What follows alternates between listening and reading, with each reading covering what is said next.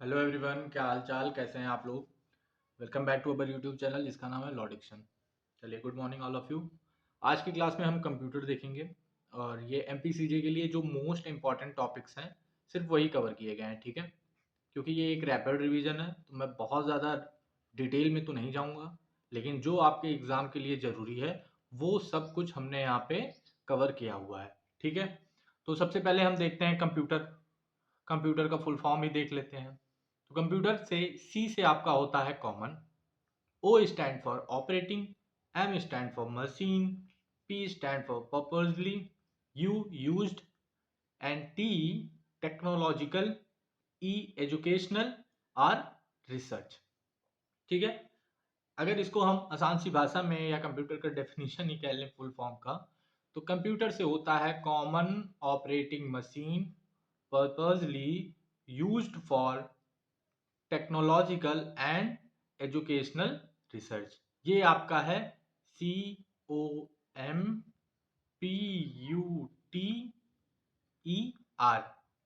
यानी कंप्यूटर, ठीक है। I hope clear. चलिए आगे बढ़ते हैं।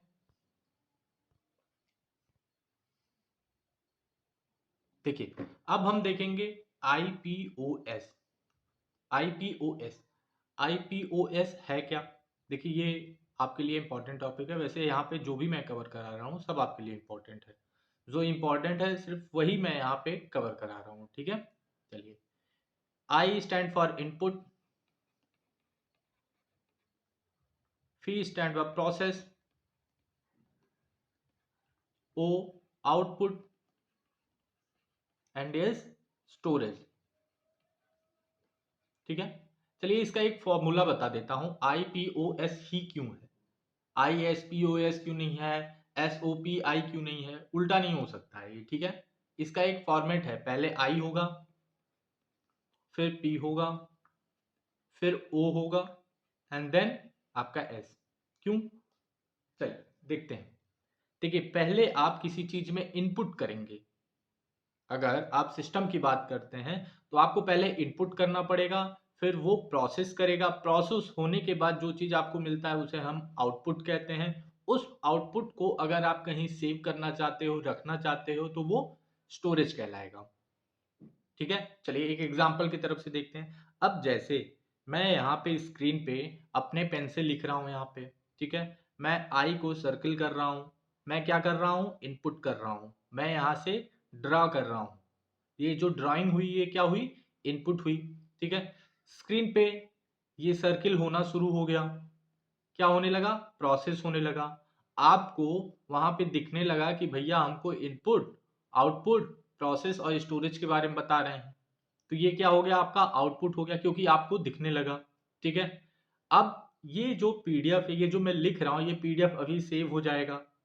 सेव करके मैं इसको या तो टेलीग्राम पे डाल दूंगा या तो यूट्यूब पे डाल दूंगा। तो ये क्या हो गया, स्टोरेज हो गया।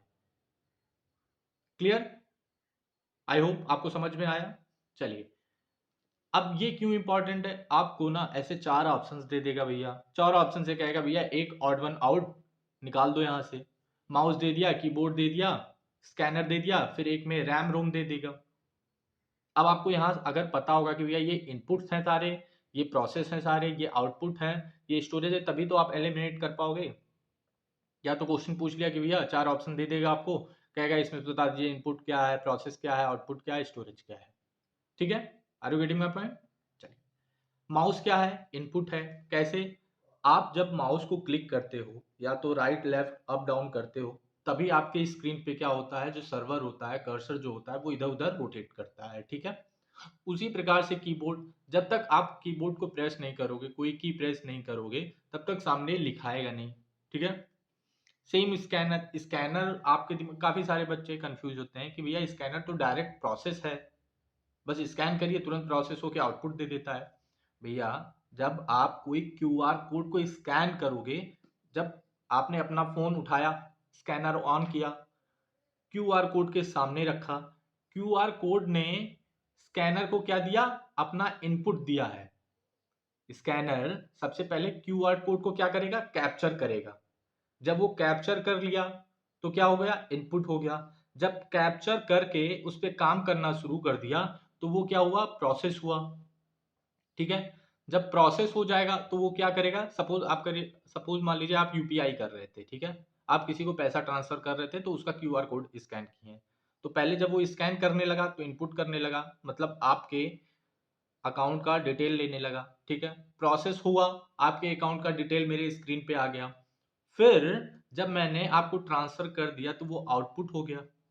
ठीक है, तो ये डिफरेंस होता है इनपुट, प्रोसेस और आउटपुट में। Same web cam, web cam का एग्जाम्पल, जैसे मैं लाइव क्लास में हूँ और मेरे सामने जो है वेब कैम है, वेब कैम क्या करता है, आपको आउटपुट नहीं दे रहा भैया, ये मेरी फोटो कैप्चर कर रहा है। क्योंकि ये मेरी फोटो कैप्चर कर रहा है फिर आपके पास दिख रहा है, लेकिन पहला प्रोसेस क्या है, मेरी पिक्चर को कैप्चर करना। तो वेबकैम क्या कर रहा है, कैप्चर कर रहा है, आउटपुट तो आपके मॉनिटर पे दिखेगा ना मेरी picture.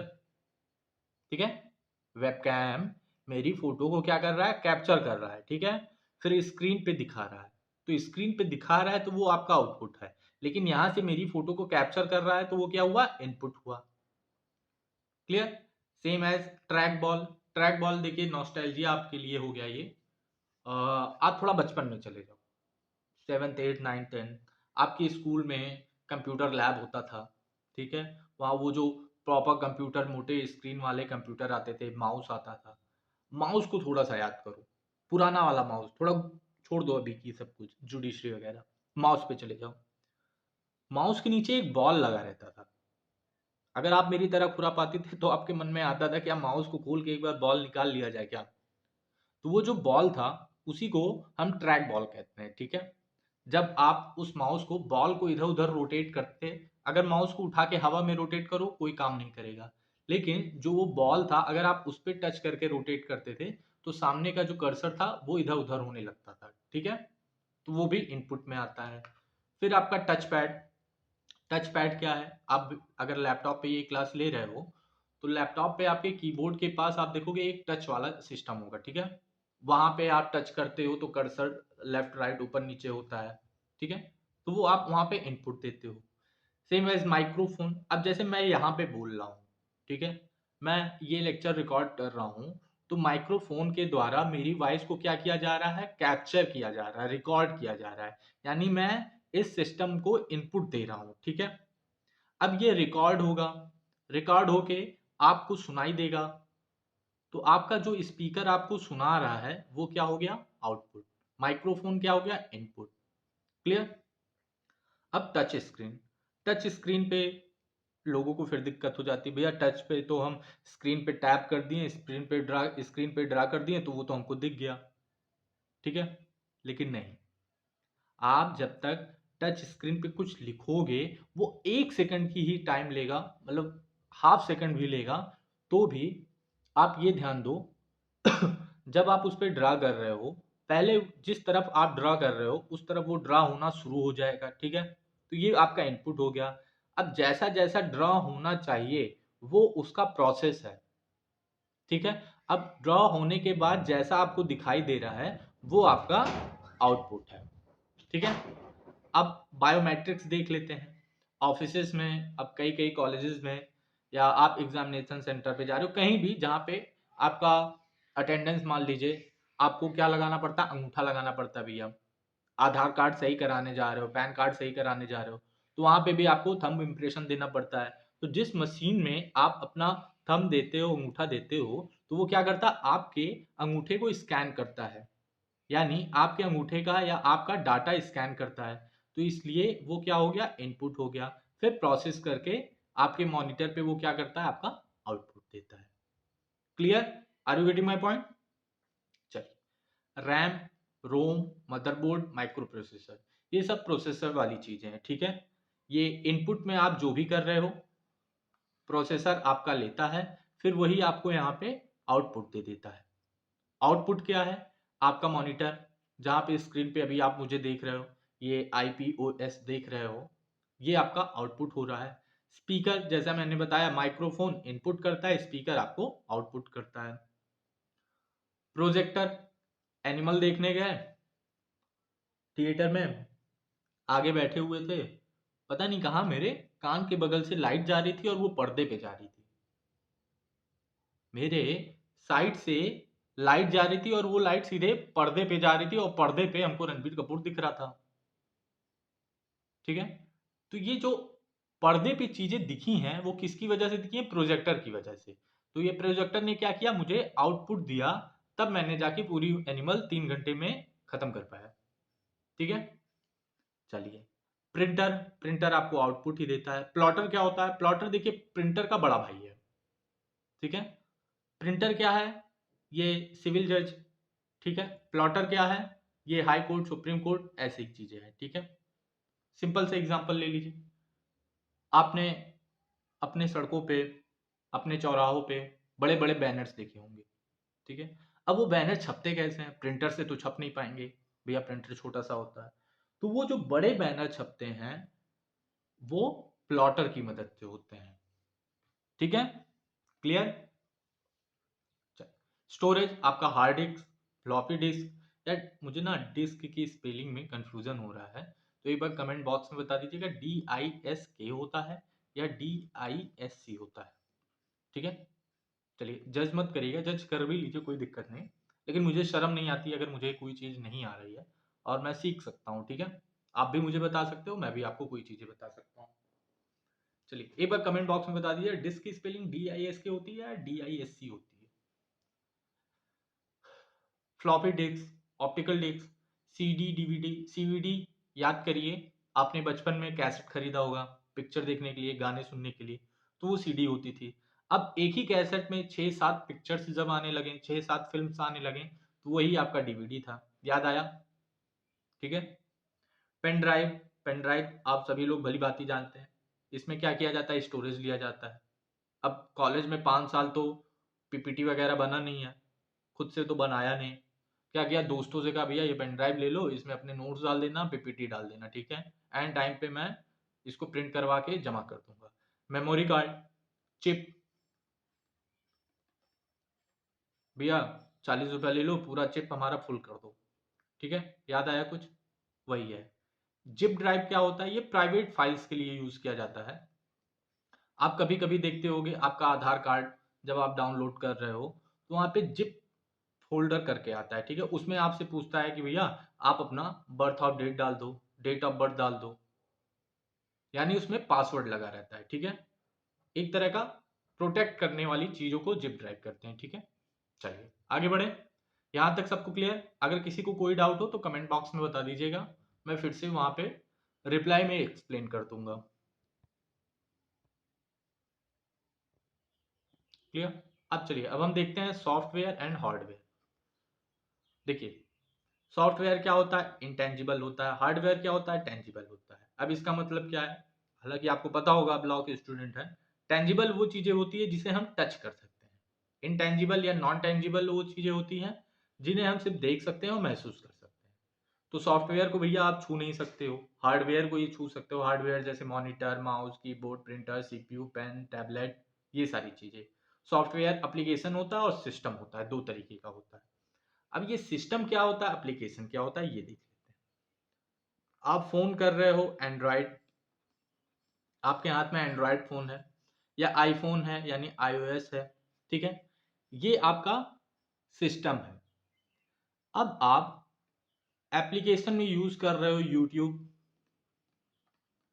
Telegram, WhatsApp, Insta, Facebook, ये आपके हो गए एप्लीकेशंस। ये दोनों क्या हैं? आपके सॉफ्टवेयर हैं। ठीक है, सॉफ्टवेयर। ठीक है, क्लियर? अगर आप सपोज करिए आपका फोन है, आपके फोन में सिस्टम है ही नहीं, सिस्टम हैंग हो गया।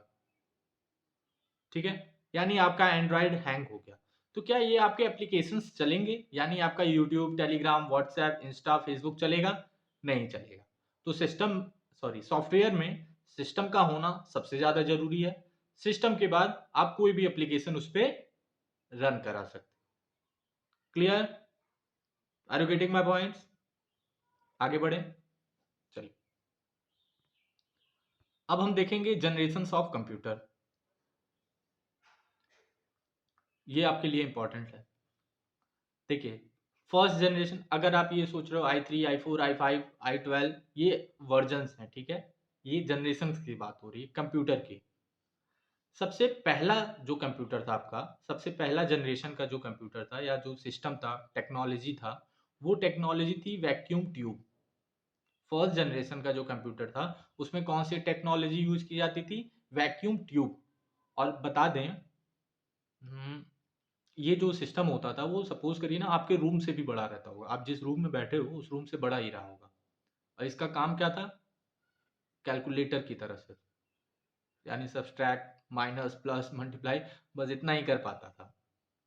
इसका टाइम पीरियड क्या था? ड्यूरेशन क्या था? 40 से 56, 1940 टू 56 तक था। ठीक है। उसके बाद हमको सेकेंड जनरेशन के कंप्यूटर से इंट्रोड्यूस कराया गया, जिसका टेक्नोलॉजी था ट्रांजिस्टर्स। ठीक है। इसमें थोड़ा सा हम प्रोग्रेस करें, ये 56 से 63 तक यूज किया गया। उसके बाद हमारे पास थर्ड जनरेशन आया, जिसको हम बोलते हैं इंटीग्रल सर्किट्स यानी आईसी। ये 63 से 71 तक रहा। डेट आपको ज्यादा याद करने की जरूरत नहीं है, यानी ये जो ईयर्स हैं, ये अगर आप नहीं भी याद करते हो तो कोई दिक्कत नहीं। बस ये जनरेशन से याद रखना कि फर्स्ट जनरेशन कौन सी थी, सेकंड, थर्ड और फोर्थ और फिफ्थ कौन सी थी। ठीक है। अब फोर्थ जनरेशन देखते हैं।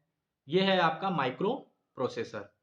Micro processor 1971 to 1989। ठीक है। फिफ्थ, आर्टिफिशियल इंटेलिजेंस यानी एआई। ये 1989 से अभी तक टिल नाउ तक यूज की जा रही है। अगर आपसे क्वेश्चन पूछा गया भैया अभी 2023 में या 2024 में आपका कौन सा प्रोसेसर यूज किया जा रहा है, तो आप दोनों बता सकते हो, माइक्रो प्रोसेसर और एआई। अभी के टाइम पे दोनों ये जो जनरेशन्स है हम यूज कर रहे हैं। क्लियर? माइक्रो प्रोसेसर और आर्टिफिशियल आर्टिफिशियल इंटेलिजेंस यानी एआई। क्लियर? अब हम देखेंगे प्रिंटर्स। प्रिंटर्स देखिए भैया दो तरीके के होते हैं, एक इम्पैक्ट और एक नॉन इम्पैक्ट। इम्पैक्ट जो है ये पुराना है, नॉन इम्पैक्ट जो है ये नया है। इम्पैक्ट प्रिंटर काफ़ी बड़े होते हैं, नॉन इम्पैक्ट कंप्यूटर प्रिंटर जो होते हैं वो छोटे से होते हैं, मतलब इजी टू कैरी होता है, आप कहीं यहाँ से वहाँ तक ट्रेवल कर सकते हो उसको लेके। लेकिन इम्पैक्ट प्रिंटर जो होते हैं उन्हें आप ट्रेवल नहीं कर सकते हो लेके। ठीक है। ये ज़्यादातर आप गवर्नमेंट जगहों पे आप देखोगे, जैसे आप रेलवे स्टेशन पे जा रहे हो, एसबीआई बैंक, पीएन, मतलब किसी भी बैंक में जा रहे हो, वहाँ पे आपको देखने को मिलेगा। ठीक है। दोनों में फ़र्क क्या है भैया? ऑब्वियसली अगर पुराना है तो क्वालिटी इसकी थोड़ी सी लो होगी, थोड़ी सी पुअर क्वालिटी होगी। नॉन इम्पैक्ट की बढ़िया क्वालिटी होगी। स्पीड कम है इसकी, इसकी स्पीड हाई है। ये बजट में, हमारे हम जैसे मिडिल क्लास लोगों के बजट में आ जाता है फटाफट। ये चीज़ तो बढ़िया है, लेकिन अमीर आदमी ही अफोर्ड कर पाएगा, वही वाली बात। ये थोड़ा आवाज़ करती है, kit kit kit kit kit kit kit kit kit kit kit kit. ठीक है। नॉन इम्पैक्ट क्या होता है? साइलेंट, शांति से अपना काम करके निकल जाता है। ठीक है। अगर आपको समझना है कि इम्पैक्ट और नॉन इम्पैक्ट क्या होता है, नॉन इम्पैक्ट तो आपके घर में भी होगा, आपने प्रिंटर देखा हुआ है। ठीक है। इम्पैक्ट की बात बता देता हूँ। जैसे मैंने यहाँ लिखा है डॉट मैट्रिक्स, इसका एग्जाम्पल है। आप जब रेलवे की टिकट लेते होगे तो वहां देखते होगे, अगर आपका नाम सत्यम है तो ऐसे नहीं लिखा रहता है, ऐसे लिखा रहेगा। ठीक है। अगर आप बैंक में गए हो पासबुक प्रिंट कराने, अगर आपके बैंक में 100 रुपए हैं, अब कोई ये नहीं कहेगा भैया आप अपना बैंक स्टेटमेंट मत बताओ, ये मेरा 100 रुपया नहीं है, मेरे अकाउंट में इससे भी कम है। ठीक है। तो वहां पे 100 रुपए ऐसे नहीं लिखे रहेंगे, ध्यान दीजिएगा कभी आप लोग, ऐसे dot dot dot dot dot dot dot dot. तो इसी को हम बोलते हैं डॉट मैट्रिक्स। ये जो इम्पैक्ट प्रिंटर है वो आपका डॉट मैट्रिक्स देता है। ठीक है। और ये थोड़ा सा टाइम आप देखते होगे, जब टिकट की बात आती होगी रेलवे की, तो वो थोड़ा सा 10 सेकंड लेता होगा, फिर किटकेट किटकेट ऐसे बोल के तब टिकट निकलता है। ठीक है। और आपके टिकट पे ऐसे ही लिखा रहेगा डॉटेड फॉर्म में। इसी को हम बोलते हैं डॉट मैट्रिक्स। और ये थोड़ा सा सेकंड लेता है। क्लियर? अब आप ये सोच रहे होगे कि भैया अगर ये थोड़ा सा टाइम ले रहा है तो गवर्नमेंट नॉन इम्पैक्ट प्रिंटर क्यों नहीं यूज कर ले रही है? भाई ये भी तो देखो, इसका पैसा कितना कम लग रहा है। अगर गवर्नमेंट को यहाँ एक टिकट पे एक पैसा भी बच रहा है तो सोचो डेली कितने लोग टिकट लेते होंगे और गवर्नमेंट की कितनी सेविंग होती होगी। ठीक है, बैंक में डेली कितने पासबुक प्रिंट होते हैं, अगर डेली हम नॉन इम्पैक्ट वाले प्रिंटर से प्रिंट करें तो कितना खर्चा जाएगा। ठीक है, तो इसी वजह से गवर्नमेंट जगहों पे अभी भी इम्पैक्ट प्रिंटर का ही यूज होता है। अब नॉन इम्पैक्ट जैसे जो लेजर से प्रिंटर होते हैं, वो प्लॉटर मैंने ऑलरेडी आपको बताया अभी ऊपर कि जो बैनर्स लगे रहते हैं वो नॉन इम्पैक्ट प्रिंटर के ही मदद से होते हैं। इंक जेट इंक वाले प्रिंटर्स, थर्मल थर्मल थोड़ा सा आप जान लीजिए थर्मल प्रिंटर क्या होते हैं। जैसे अगर आप कार्ड स्वाइप करते हैं तो एक मशीन आपको मिलती है ऐसे, यहाँ डिस्प्ले होगी, यहाँ बटन्स होते हैं उसके। ठीक है, या तो आप यहाँ से कार्ड स्वाइप करते हो या यहाँ पे कार्ड इनपुट करते हो। ठीक है, ये आपका थर्मल प्रिंटर का रूप है। ठीक है, ये आपका थर्मल प्रिंटर रूप है। आप जब भी, अब तो फोन पे पेटीएम लोग कर दे रहे हैं फटाफट, पहले ज्यादा ये कार्ड स्वाइप का चलन चलता था, अभी भी बहुत लोग करते हैं। आप कभी जाना तो ध्यान से देखना इस बार, दुकानों पे जो ये मशीन रखी रहती है उसी को हम थर्मल प्रिंटर कहते हैं। ठीक है, एटीएम एटीएम जो है वो भी आपका थर्मल प्रिंटर है। आप अगर बसों में ट्रेवल किए होगे तो अब देखते होगे ना, टीटी टीटी कह रहा हूँ, सॉरी, बस कंडक्टर जो होता होगा वो आपको टिकट काट के अपने हाथ से पर्ची नहीं देता है। अब क्या करता है, ऐसे ही उसके पास एक मशीन होती है, उसी में इंटर कर देता है, इनपुट दे देता है भैया आपको कहाँ से कहाँ तक ट्रेवल करना है, फिर खिर खिर करके एक पर्ची बाहर आती है, काट के आपको दे देता है। ठीक है, क्लियर। तो ये हुआ आपका थर्मल। आगे बढ़े, चलिए अब टाइप्स ऑफ डोमेन्स देख लेते हैं, ये आपके लिए बहुत इंपॉर्टेंट है। जैसे आप कोई साइट यूज करते होगे www.falana-dimaka.com, ठीक है, तो वैसे www.falana.co जब आप इनपुट करते हो यानी वो कॉर्पोरेट पर्पस के लिए यूज हो रहा है। www.tingtong.com तो वो कॉमर्शियल पर्पस के लिए हो रहा है। www.allahabaduniversity.edu यानी एजुकेशन पर्पस के लिए वो डोमेन्स यूज किया जा रहा है। गवर्नमेंट साइट के लिए आप www.falana.gov यानी गवर्नमेंट के लिए वो है। मिलिट्री वाले क्या यूज करते हैं, .mil, ठीक है, .txt टेक्स्ट ब्लॉगिंग के लिए यूज होता है। ठीक है, ये वो वाला ब्लॉगिंग नहीं, हे गाइस आज हम जम्मू से कश्मीर जा रहे हैं, हे गाइस आज हम वंदे भारत में बैठे हैं नाश्ता कर रहे हैं, हे गाइस सुबह हो गई हम जग गए, वो वाला व्लॉगिंग नहीं है, ये ब्लॉगिंग है। जो ब्लॉग्स आप पढ़ते हो, जो ब्लॉग्स डेली अपडेट होते हैं, वो वाली ब्लॉगिंग है। ठीक है, .in इंडिया का आप कोई डोमेन यूज कर रहे हो तब, जैसे आपका अभी यूपीसीजे आने वाला है तो आप कैसे देखोगे, www.sarkariresult.in यानी इंडिया का आप देख रहे हो। अब फॉर एग्जांपल जैसे अगर आप किसी और, जैसे आप पाकिस्तान का देख रहे हो तो .pk, यूएस का देख रहे हो तो .us, ऑस्ट्रेलिया का देख रहे हो तो .aus, ये होता है आपका डोमेन। ठीक है, अब टाइप्स ऑफ आईपी क्लासेस देख लेते हैं। देखिए 5 तरीके के आईपी क्लासेस होते हैं, ये ज़्यादा टफ नहीं है, बस आपको ये रखना है कि प्राइवेट जो आईपी क्लासेस होते हैं वो ए, बी और सी होते हैं। डिफेंस मिलिट्री वाले जो यूज़ करते हैं वो डी होता है, और रिसर्च एंड डेवलपमेंट या नासा या इसरो वाले जो यूज़ करते हैं वो ई क्लास का होता है। क्लियर। अब हम देखेंगे केबल, केबल के बाद आपको फुल फॉर्म बताऊंगा। ठीक है, टाइप्स ऑफ केबल कितने तरीके के होते हैं, 3 तरीके के आपके ये केबल होते हैं। पहला है twisted pair cable. Twisted pair cable आपके घरों में लगा होगा, आप देखे होंगे एक दो आपके घर में एक ऐसे तार गई होंगी।